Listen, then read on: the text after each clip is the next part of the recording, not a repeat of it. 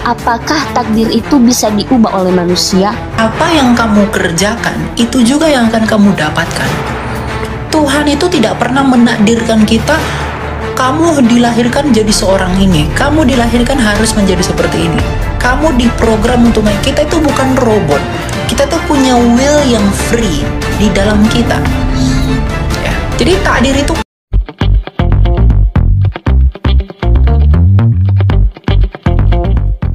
Shalom Sobat Terang Kemuliaan, apa kabar kalian semua? Senang rasanya bisa berjumpa lagi dengan kalian semua. Kiranya damai sukacita Allah dan kebaikan Tuhan selalu bersama dengan kalian. Diberikan umur yang panjang, diberikan kesehatan yang sempurna, dan tentunya diberikan rezeki yang berlimpah. Dijauhkan dari segala sakit, penyakit, dan mara bahaya. Pada kesempatan kali ini kita akan mendengarkan diskusi yang akan dibawakan oleh Elia Myren atau Elia Myren ya. Jadi pada diskusi ini, diskusi yang dia lakukan di TikTok Live, jadi beliau membahas tentang salah satunya ada pertanyaan tentang apakah orang Kristen percaya akan takdir? Apakah kita sebagai orang Kristen percaya akan takdir? Apakah takdir itu ada di dalam kekristenan? Nah, untuk detailnya kita akan langsung saja mendengarkan apa sih pembahasannya yang dibawakan oleh Elia Myren. Dan sebelumnya jangan lupa dukung terus channel Terang Kemuliaan ini tentunya dengan cara apa? Dengan cara subscribe dan bagikan video-videonya kepada yang lain agar kiranya channel Terang Kemuliaan ini bisa menjadi berkat untuk orang banyak. Sahabat Terang Kemuliaan, langsung saja kita akan saksikan atau kita akan dengarkan seperti apa sih pembahasannya. Selamat menyaksikan.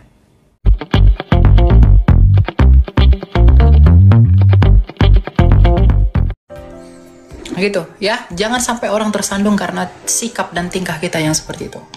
Saya bang. Oh. Sabar, gitu ya, everything ya. Oh iya bang. Bang. Iya. Sebelum pergi ada satu pertanyaan tiba-tiba terlintas bang. Ya. Satu aja, besok saya pergi. Langsung saya dengar dari luar aja. Gini bang. Kan saya dari yang pertama tadi saya bilang kayaknya salah lagi nih, tapi apa salahnya menanya kan? Saya mau bilang saya mau ikut MMA atau enggak, paling enggak UFC atau boxing yang masuknya internasional. Nah, kalau saya kan bakat saya di situ, saya berdoa tiap hari. Masuk nggak doanya? Dengar nggak Tuhan bang doa saya gitu? Kan saya ya kata abang tadi saya melakukan ya berantem tapi di kompetisi bedanya ini. Itu didengar Tuhan nggak bang? Tuhan itu pasti mendengar, tapi belum tentu mengabulkan. Tuhan selalu menjawab doa, tapi Tuhan belum tentu mengabulkan doa. Jawaban Tuhan bisa ya, bisa tidak, tapi mengabulkan itu pasti ya. Jadi Tuhan itu selalu menjawab doa, tetapi belum tentu mengabulkan doa. Ya lihat aja nanti hidupmu seperti apa ke depan. Ya, apakah Tuhan izinkan kamu di sana? Kamu ya banyak hal lah. Jadi kamu berdoa sama Tuhan, kamu cari tahu hidupmu mau jadi apa, berdampak bagi apa yang mau kamu lakukan, gitu. Ya. Iyalah bang.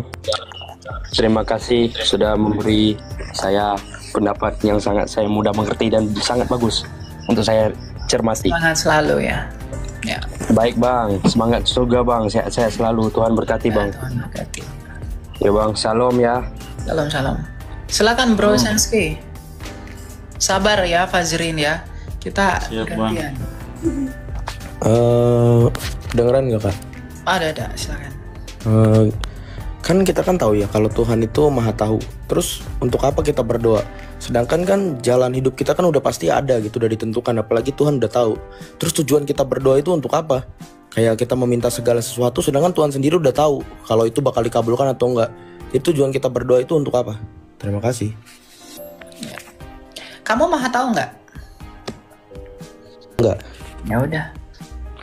Bukan Tuhan kan yang berdoa bagi kamu, tapi kamu yang berdoa sama Tuhan. Justru di dalam ketidaktahuanmu itulah kamu berkomunikasi dengan Tuhan untuk segala sesuatu yang kamu harapkan di dalam imanmu itu. Bukan Tuhan yang berdoa, dia udah tahu. Tetapi pengetahuan Tuhan itu tidak menjadi dasar penentuannya, bukan menjadi dasar penetapannya. Misalnya, Tuhan tahu nih, kamu besok butuh mobil. Ya. Nah, kamu minta mobil sama Tuhan. Tuhan tahu bahwa kamu nggak akan dapat mobil. Nah, bukan berarti Tuhan yang membuat kamu tidak mendapatkan mobil. Jadi kamu berdoa sama Tuhan, kamu berkomunikasi sama Tuhan itu atas dasar ketidakmahatahuanmu dan menyampaikan pengharapanmu di dalam iman kepada Tuhanmu itu. Makanya Tuhan Yesus beri teladan. Bapa kami yang di sorga, dikuduskanlah namamu. Doa itu bukan tentang minta-minta. Jauh lebih daripada itu. Ya kalau kita kan orang-orang yang bertanya, kenapa kita harus berdoa lagi sedangkan Tuhan tahu segala sesuatu. Ya kamu kan berdoa untuk minta-minta. Jadi seakan-akan Tuhan udah tahu apa yang kita minta, apa yang perlu didoakan. Iya, tapi dia mau sikap hatimu yang murni dari kamu dalam keadaanmu sebagai manusia. Datang kepada Allahmu. Kan begitu. Doa itu kan komunikasi sama Tuhan. Doa itu bisa mengucap syukur, berterima kasih, ya, dan banyak hal gitu. Jadi bukan tentang minta-minta, bro. Doa itu bukan bermakna seperti itu. Gitu. Doa itu tentang relasi. Kita dengan Allah itu terikat dengan relasi. Nah, relasi yang menyambung relasi itu adalah doa. Ya, saya dengan kamu tidak perlu berdoa, saya dengan kamu. Ngapain saya berdoa sama kamu? Oh, kamu lihat saya lihat kamu kok. Tapi Tuhan yang tak kelihatan itu nggak kelihatan, maka relasi kita kepada Dia itu melalui doa. Relasi saya dengan kamu melalui handphone, melalui TikTok. Relasi saya dengan papa saya melalui jaringan seluler misalnya. Ya, relasi saya dengan Tuhan itu terhubung melalui doa. Gitu. Jadi doa itu bukan minta-minta, doa itu tentang relasi. Ingat, mindsetnya jangan salah. Tuhan udah tahu, tapi kenapa kita harus berdoa? Doa itu ya berkomunikasi atas relasi itu. Ya kamu pentinglah berrelasi. Itu pengantarnya kamu dengan Tuhan. Di dalam doa itulah kamu bisa berkomunikasi di dalam relasi yang kamu bangun dengan Tuhan. Kan begitu. Gitu ya. Jadi doa itu bukan tentang minta-minta. Siapa namanya? Senski. Iya. Oke. Yang bertanya di Mr. D. Makanya Rasul Yakobus berkata, doa yang besar, doa orang benar yang bersungguh-sungguh hati apabila didoakan itu besar kuasanya. Doa orang benar, orang yang benar di dalam Yesus ketika berdoa. Berdoa itu artinya berkomunikasi dengan Allah yang benar. Itu besar kuasanya. Gitu loh. Jadi itu tentang relasi. Ya, bukan tentang kamu minta ini lalu berdoa. Enggak. Ya. Silakan Siska. Baik, selamat malam, Shalom. Terima kasih kesempatan. Jadi di sini saya memiliki 3 pertanyaan KL. Jadi pertanyaan pertama itu sedikit bercerita tentang kehidupan, di mana sekarang ini posisinya kan saya lagi di luar negeri gitu ya, kerja di Malaysia tepatnya. Nah, di sini tuh gerejanya sangat sulit. Terus sudah 2 tahun saya tidak pernah menginjakan kaki di gereja ataupun di rumah Tuhan. Apakah saya ini termasuk berdosa? Tapi itu bukan karena ketidakmauan saya, tapi karena memang kondisinya di sini tuh tidak ada yang gereja gitu loh. Ada sih, tapi bahasa Cina dan saya nggak tahu gitu loh. Itu pertanyaan pertama. Terus pertanyaan kedua, apakah takdir itu bisa diubah oleh manusia? Dan pertanyaan ketiga, kan setan itu berasal dari api ya. Kenapa ketika Tuhan membuang mereka kembali ke neraka, mereka merasa sakit padahal sama-sama dari sana gitu loh. Terima kasih. Ya. Pertanyaan yang pertama, tidak ada gereja di sini. Gereja itu bukan gedung. Gereja itu ya kamu. Jadi kalau kamu di sana tidak ada gereja, tidak ada gedungnya, tapi kamu punya kerinduan untuk bisa bersekutu, ya. Ingat, tujuan kita datang ke gereja itu bukan dengar khotbah. Tujuan kita datang ke gereja itu bukan untuk dengar pendeta. Kita datang ke gereja itu untuk bersatu dengan tubuh dan darah Kristus melalui perjamuan kudus. Itu tujuan kita ke gereja. Dengar khotbah bisa di YouTube. Dengar khotbah bisa di mana-mana. Tetapi tujuan kita adalah menerima rahmat Allah, bersekutu dengan rahmat Allah di dalam perjamuan kudus sebagai tubuh Kristus. Kita yang adalah tubuh Kristus itu bersatu dengan kepala gereja yang adalah Kristus melalui rahmatnya di dalam perjamuan kudus. Itu sebenarnya tujuan kita. Tetapi in case kalau kamu mengatakan bahwa di tempat saya tidak ada gereja, ya, di tempat saya nggak ada gereja, tapi saya punya kerinduan untuk mau bersekutu, ya, apakah itu salah? Itu tidak menjadi salah, ya, karena itu kamu punya kerinduan, kamu punya keinginan, tapi fasilitas tidak memadai, maka kamu bisa sendiri di rumah, ya, di tempat kamu bisa beribadah sama Tuhan, kamu berdoa, ya, kamu bisa lakukan apapun lah untuk membangun relasimu dengan Tuhan, ya. Kalau kita melihat misalnya zaman-zaman gereja-gereja purba ketika Rasul Yohanes itu dibuang ke Pulau Patmos, itu waktu itu di abad pertama menuju abad kedua, pertengahan abad kedua, itu adalah masa-masa di mana gereja itu penuh dengan penganiayaan. Makanya Rasul Yohanes itu menuliskan kitab Wahyu itu mencerminkan bahwa gereja itu sangat mengalami penganiayaan pada masa itu. Nah, mereka pun beribadah di rumah, di tempat-tempat kecil, di goa-goa. Kalau kalian pergi ke Israel, ada sebuah goa-goa di sana, tempat orang-orang itu bersembunyi, di mana orang-orang goa-goa itu dijadikan tempat persembunyian. Ketika pada zaman Antiochus Epiphanes itu, ini orang Yahudi bukan Kristen, ya, itu dikejar-kejar, maka mereka bersembunyi di goa-goa itu. Nah, mereka nggak bisa keluar karena dikepung. Nah, di dalam goa itu mereka berdoa di tempat persembunyian itu. Nah, jadi nggak selalu merujuk kepada harus itu di sinagoga, harus di sini, enggak, ya. Tuhan tahu apa yang ada dalam hatimu dan Tuhan tahu keadaan, gitu. Jadi itu tidak menjadi berdosa selama kamu punya kerinduan. Selama yang kita rindukan itu adalah kebenaran, tapi keadaan tidak memungkinkan kita melakukan itu, ya nggak apa-apa, gitu, ya. Oke, pertanyaan yang kedua tentang takdir. Kekristenan tidak pernah mengenal takdir, ya. Makanya coba, ya,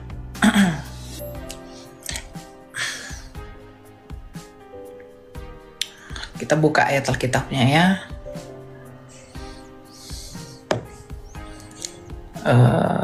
Sebentar, ini agak lemot dan, ya.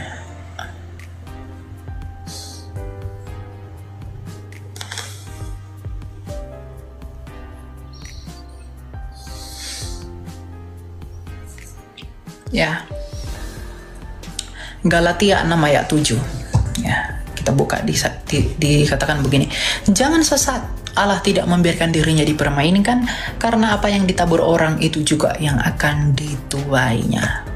Ya, kalau di dalam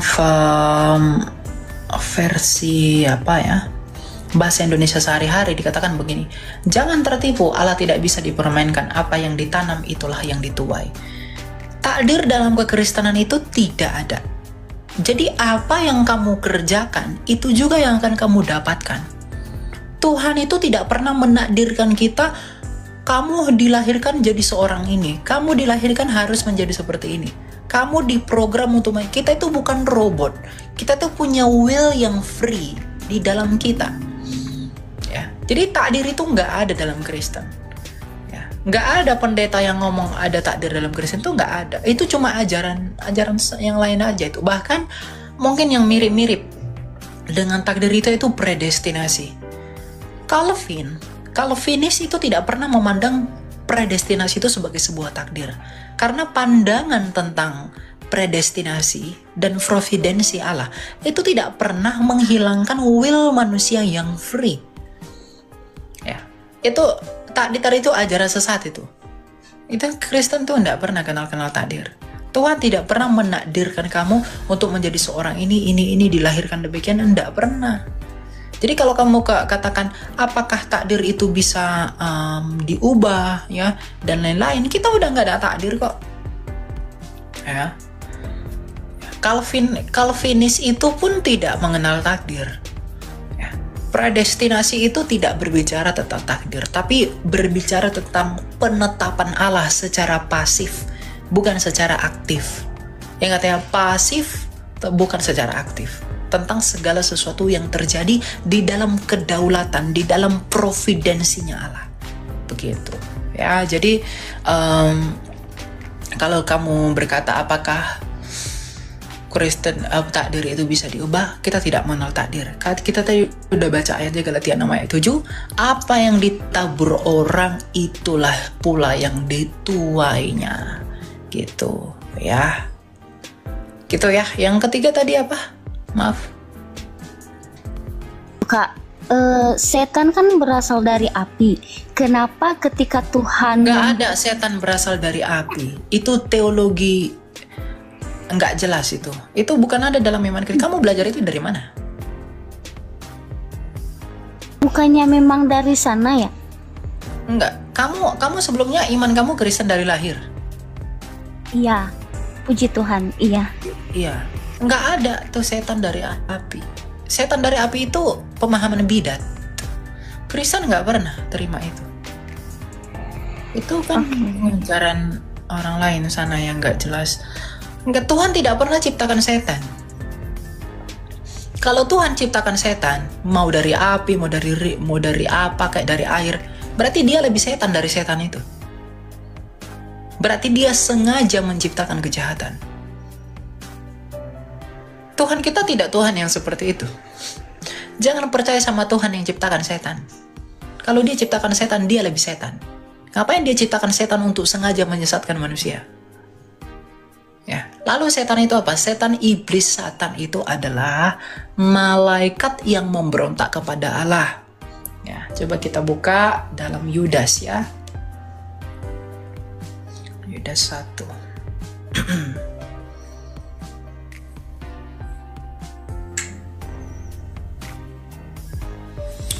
Bentar ya. Agak lemot ini.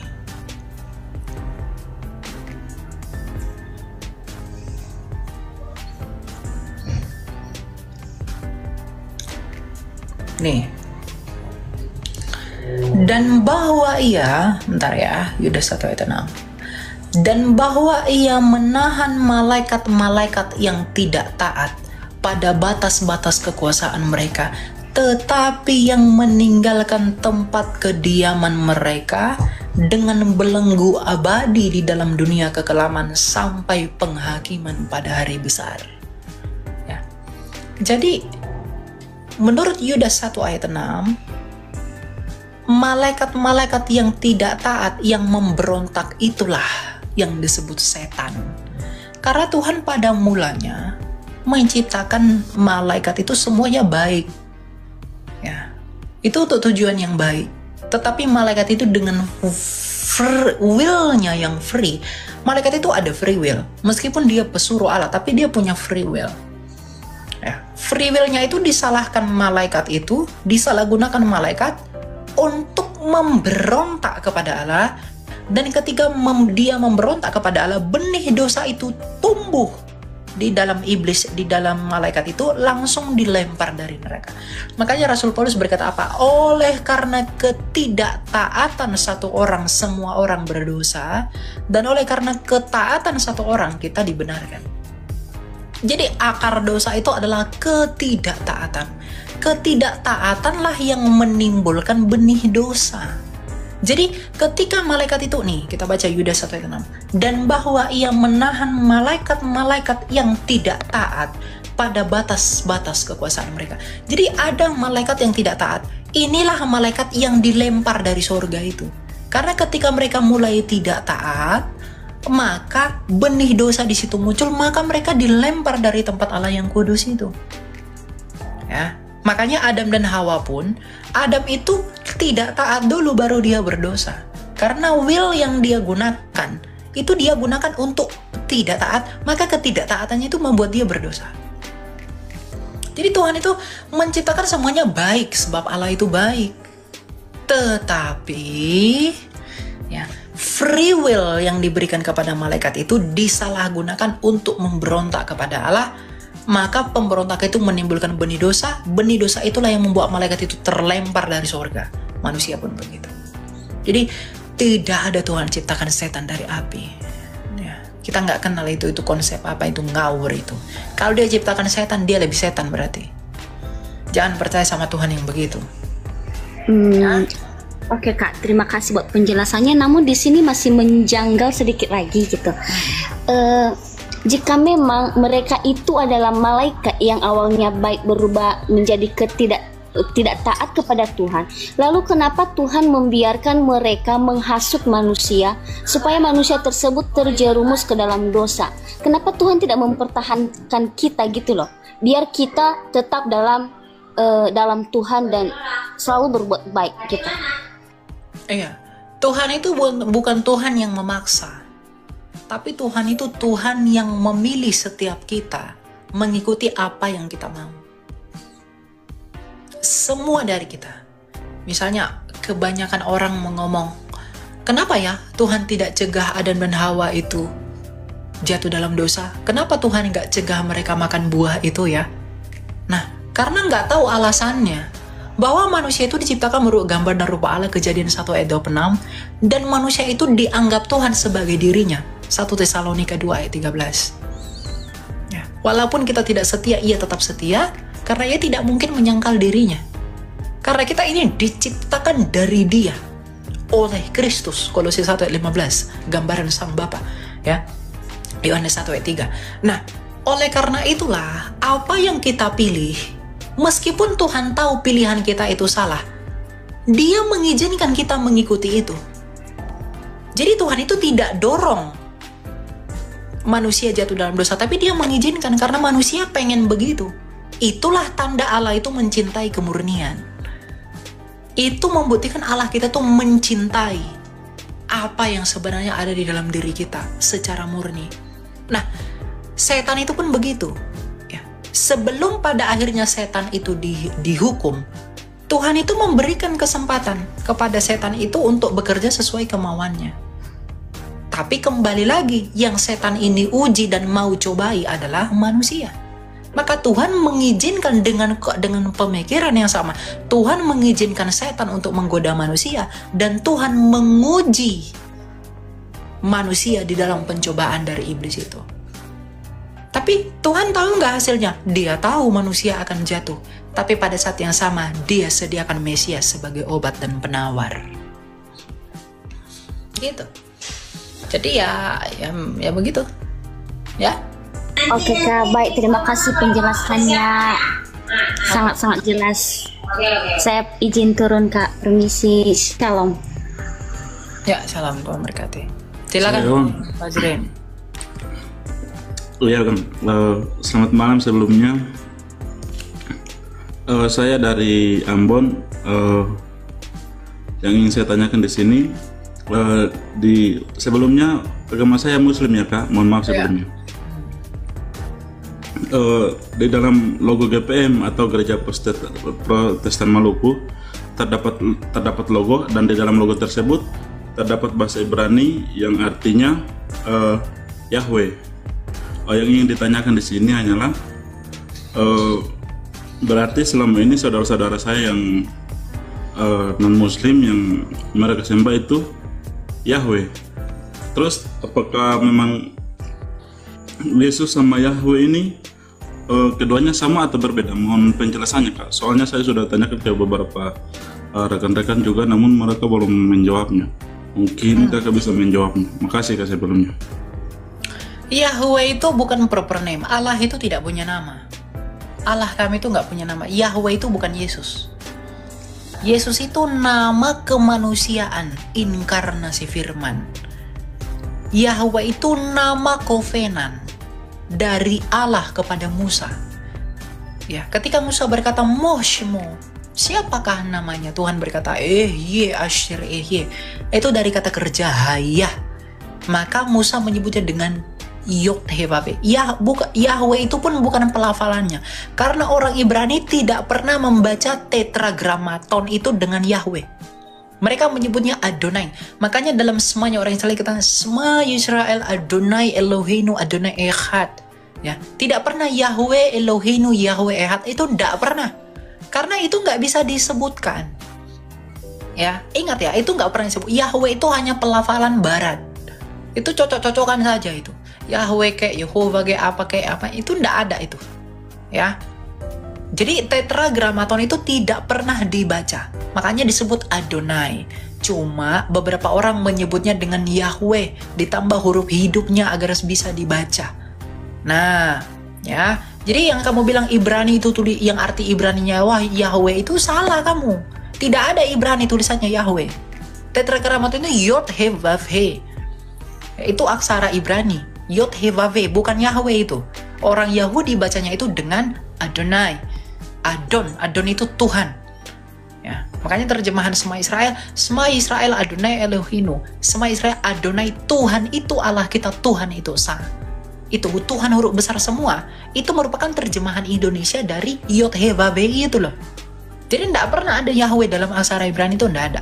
Itu yang pertama. Ya. Kemudian, oke, kalau begitu Yod He Vav He tadi bacalah Yahweh, anggaplah Yahweh. Nah, Yahweh ini apa? Tadi kan saya sudah katakan itu adalah nama dari Ehye Asir Ehye. Ehye Asir Ehye ini artinya aku ada yang aku ada. Yang kemudian dipakai Yesus dengan ego ini. Nah, Allah yang esa itu adalah Sang Bapa. Pribadi Sang Bapa yang memiliki firman dan roh. Nah, Sang Bapa ini memperkenalkan dirinya melalui firman-Nya dengan nama perjanjian tadi, Ehye Asir Ehye atau Yahweh tadi. Nah, Sang Bapa ini memiliki nama perjanjian Yahweh, maka yang di dalam Bapa pastilah Yahweh. Jadi Bapa adalah Yahweh, Yod He Vav He, Yesus adalah Yod He Vav He, Roh Kudus adalah Yod He Vav He, karena arti Yod He Vav He adalah Sang Ada. Itu bukan nama diri, seperti saya Elia. No, itu adalah artinya, Yod He Vav He itu artinya Sang Ada. Karena Ehye Asir Ehye, aku ada yang aku ada. Jadi Allah di perjanjian lama memperkenalkan diri kepada Musa bahwa akulah Sang Ada. Nah, Sang Ada itu adalah Bapa. Maka kalau Sang Bapa ini adalah Sang Ada, maka firman yang di dalam Bapa pastilah Sang Ada. Dan roh yang di dalam Bapa yaitu Roh Kudus pastilah Sang Ada. Dengan arti lain, Sang Bapa adalah Sang Ada, Yesus yang adalah firman-Nya Bapa adalah Sang Ada, dan Roh Kudus yang adalah rohnya Sang Bapa pastilah Sang Ada. Atau dengan arti lain, Sang Bapa adalah Yod He Vav He, rohnya Bapa yaitu Roh Kudus pastilah Yod He Vav He, dan firman-Nya Bapa yaitu Yesus pastilah Yod He Vav He. Nah, sedangkan nama Yesus itu bukan berarti Yod He Vav He. Nama Yesus berasal dari dua kata Ibrani. Nama Yesus dalam Ibrani adalah Yoshua atau Yehoshua, berasal dari dua kata Ibrani, Yod He Vav He plus Yasha.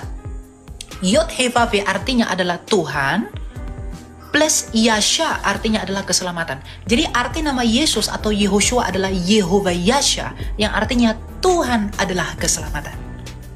Jadi beda. Yesus itu atau Yehoshua adalah nama kemanusiaan inkarnasi firman, sedangkan Yod He Vav He adalah nama perjanjian Allah yang benar kepada Musa. Jadi itu tidak sama, ya. Bedakan meaningnya apa. Gitu. Siap. Terus, izin bertanya lagi boleh nggak, Kak? Ya, silakan. Ini bukannya menyinggungnya, cuma yang masih menjadi pertanyaan dalam pikiran saya ini, beberapa hari yang lalu saya coba-coba scroll TikTok, terus dapat potongan-potongan ceramah khotbah pendeta yaitu Mel Atok yang mengatakan bahwa siapa yang merubah Alkitab maka dia adalah iblis, dan itu ditujukan kepada Samuel kemarin, Donitang ya kalau nggak salah. Terus Mel Atok mengatakan bahwa siapa yang merubah Alkitab berarti dia iblis, karena Donitang ini merubah Alkitab terus dijadikan sebagai lelucon gitu. Jadi yang ingin saya tanyakan di sini, tujuan dari perjanjian lama dan perjanjian baru itu untuk apa ya? Berarti perjanjian lama dan perjanjian baru itu berarti dirubah atau gimana, Kak? Kalau dirubah berarti pendapatnya pendeta atau ini gimana menurut Kakak? Ya, itu nggak berlaku. Perjanjian lama itu bukan, ini misalnya kitab, ini perjanjian lama. Perjanjian baru dipenyokkan, bentuknya beda. Jadi isinya beda-beda. Bukan gitu. Disebut perjanjian lama, itu adalah kitabnya para nabi. Tanah. Tanah itu berasal dari 5 kitabnya Musa, Torah, Nefim kitab para nabi, Yesaya, Yeremia, ya, Mika, dan lain-lain, Amos, Obaja. Kemudian kitab Ketuvim, ya, Mazmur, Amsal, Pengkhotbah, dan lain-lain, itu Ketuvim. Ya. Nah, jadi isinya Tanakh ini adalah kitab para nabi sebelum Yesus datang. Yang isinya adalah di mana para nabi ini bernubuat tentang Mesias yang akan datang, dan nubuat dan sejarah itu dituliskan oleh para nabi itu. Nah, perjanjian baru adalah tulisan-tulisan yang ada ketika Yesus sudah datang ke dunia tanpa mengubah yang lama ini. Jadi perjanjian lama itu bukan perjanjian baru. Perjanjian baru itu bukan perjanjian lama yang diubah-ubah. Jadi perjanjian baru ada, itu berarti perjanjian lama yang diubah-ubah. Bukan. Perjanjian lama itu adalah perjanjian bahwa Mesias akan datang. Itulah para nabi dan kitabnya mereka. Ya, perjanjian baru itu adalah perjanjian di dalam Kristus bahwa Mesias sudah datang. Itulah perjanjian baru. Jadi bukan perjanjian lama, kitabnya si Musa, si itu diubah-ubah, digobrak-gabrik, terus jadi baru. Enggak. Enggak ada yang diubah dari perjanjian lama. Jadi simpelnya perjanjian lama itu adalah nubuatan tentang Yesus yang akan datang. Ya, kisah-kisah para nabi, kisah-kisahnya tokoh-tokoh Alkitab, Ayub, dan lain-lain sebelum Yesus lahir. Nah, setelah Yesus lahir ada perjanjian baru. Itu kisah-kisah mengenai Dia Sang Injil yang melahirkan perjanjian yang baru, yaitu keselamatan. Jadi perjanjian baru itu bukan perjanjian lama yang diubah-ubah. Nah, mindset kalian yang di luar Kristen ada perjanjian lama, perjanjian baru, ya karena itu. Oh, berarti kitab kalian udah diubah-ubah. Kok ada perjanjian lama, perjanjian baru? Karena nggak ngerti yang begini. Kalian berpikir bahwa perjanjian baru itu adalah perjanjian lama yang udah revisi terus ubah jadi perjanjian baru. Kan begitu kan? Padahal itu nggak pernah terjadi selama 20 abad, itu nggak pernah terjadi. Sejak Kristus ke dunia ini lahir. Nggak pernah itu terjadi. Gitu. Jadi maksud Melatok tadi itu bukan seperti yang kalian anggap. Jadi kalau kamu Melatok tadi bilang begini, ya itu nggak berlaku. Kenapa? Karena asumsimu itu yang membuat Melatok itu seakan-akan kontradiksi dengan kami. Padahal sebenarnya yang kamu asumsikan tentang iman kami itu salah. Nggak ada benernya. Gitu. Paham Kak. Makasih Kak penjelasannya, bagus sekali, bagus. Ya, gitu ya. Semoga ya, kamu bisa mengerti ya. Ya. Ya, Ada lagi makasih, mau kamu Kak. tanya? Untuk sekarang itu aja dulu Kak. Soalnya yang teman-teman saya di sini juga kan banyak yang diolok-olok, terus nggak ada pembelaan saya. Nah, saya ingin membela mereka gitu. Tujuan saya gitu. Ya, begitu ya. Ya Pak. Semoga bisa ya. Sahabat kemuliaan, itulah tadi pembahasan yang dilakukan atau dibawakan oleh Elia Myron. Kiranya apa yang telah kita dengarkan bisa kita cerna dengan baik. Dan sahabat Terang Kemuliaan, jangan lupa dukung terus channel Terang Kemuliaan. Tentunya dengan cara apa? Dengan cara subscribe dan bagikan video-videonya kepada yang lain, agar kiranya channel Terang Kemuliaan ini bisa menjadi berkat untuk orang banyak. Kita bertemu lagi di lain kesempatan. Tuhan Yesus memberkati. Beginilah firman Tuhan, penebusmu yang Maha Kudus, Allah Israel. Akulah Tuhan, Allahmu, yang mengajar engkau tentang apa yang memberi faedah, yang menuntun engkau di jalan yang harus kau tempuh. Maka Yesus berkata pula kepada orang banyak, katanya, Akulah terang dunia, barang siapa mengikut aku, ia tidak akan berjalan dalam kegelapan, melainkan ia akan mempunyai terang hidup. Kata Yesus kepadanya, Akulah jalan dan kebenaran dan hidup. Tidak ada seorang pun yang datang kepada Bapa kalau tidak melalui aku. Tuhan Yesus memberkati.